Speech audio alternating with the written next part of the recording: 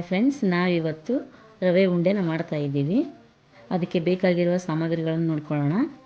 ಅದಕ್ಕೆ ಬಂದುಬಿಟ್ಟು 2 ಬಟ್ಲು ಉಂಡೆ ರವೆ, ಸ್ವಲ್ಪ ಗೋಡಂಬಿ, ಸ್ವಲ್ಪ ದ್ರಾಕ್ಷಿ, 1.5 ಕಪ್ಪು ಸಕ್ಕರೆ ಮತ್ತು ತುಪ್ಪ. ಈಗ ನಾವು ಗ್ಯಾಸ್ ಮೇಲೆ ಒಂದು ಕಡಾಯಿ ಇಟ್ಟು ಗ್ಯಾಸ್ ಆನ್ ಮಾಡೋಣ. ತುಪ್ಪ ಕಾದ ಮೇಲೆ ಗೋಡಂಬಿ ಹಾಕೋಣ.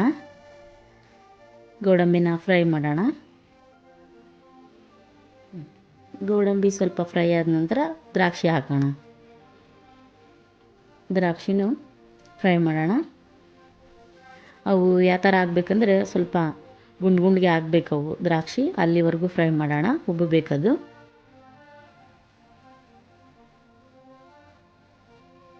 ನೋಡಿ, ಈ ಥರ ಆದಮೇಲೆ ಅದನ್ನು ಒಂದು ಪ್ಲೇಟ್ಗೆ ತಳ್ಕೊಳ್ಳೋಣ. ಮತ್ತು ತುಪ್ಪ ಹಾಕಿ ನಾವು ಉಂಡೆ ರವೆ ತೊಗೊಂಡಿದ್ವಲ್ಲ, ಆ ಉಂಡೆ ರವೆನ ಅದಕ್ಕೆ ಹಾಕೋಣ.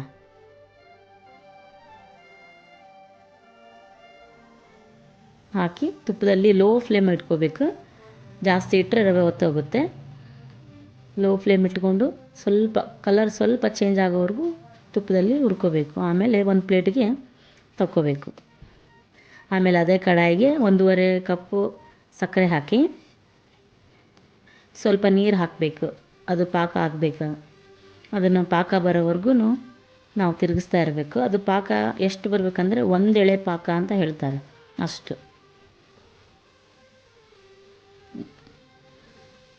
ನೋಡಿ, ತೋರಿಸ್ತೀನಿ ಎಷ್ಟು ಯಾವ ಥರ ಇರುತ್ತೆ ಅಂಥೇಳಿ. ಅದು ಥ್ರೆಡ್ ಕಟ್ ಆಗಬಾರ್ದು, ಉದ್ದ ಆ ಥರ ಥ್ರೆಡ್ ಬರ್ತಿರಬೇಕು. ಈ ಥರ ಈಗ ಒಂದೇ ಒಂದು ಹಿಂಗೆ ಇಟ್ಟು ನೋಡಿದ್ರೆ ಒಂದು ಎಳೆ ಥರ ಕಾಣಬೇಕು. ಈ ಥರ ಬಂದ ಮೇಲೆ ನಾವೀಗ ಈ ಹಂತದಲ್ಲಿ ರವೆಯನ್ನು ಇದಕ್ಕೆ ಹಾಕ್ಕೋಬೇಕು.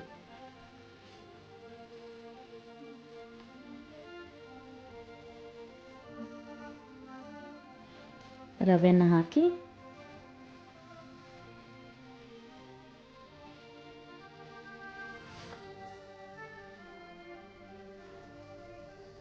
ತಿರುಗಿಸ್ಬೇಕು. ಅದಕ್ಕೆ ನಾವು ಫ್ರೈ ಮಾಡಿಟ್ಟಂಥ ಗೋಡಂಬಿ ಮತ್ತು ದ್ರಾಕ್ಷಿನ ಹಾಕಬೇಕು.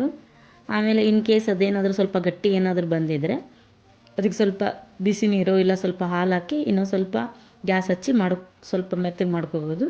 ಇಲ್ಲ ನಿಮ್ಮದು ಕರೆಕ್ಟ್ ಇದೆ ಅಂತಕ್ಕಿತ್ತಂದರೆ ಈ ಥರ ಉಂಡೆ ಮಾಡಿ. ನೋಡಿ, ಎಷ್ಟು ಸ್ಮೂತ್ ಆದಂಥ ಬಾಯಲ್ಲಿಟ್ಟರೆ ಕರಗುವಂಥ ರವೆ ಉಂಡೆ ರೆಡಿ.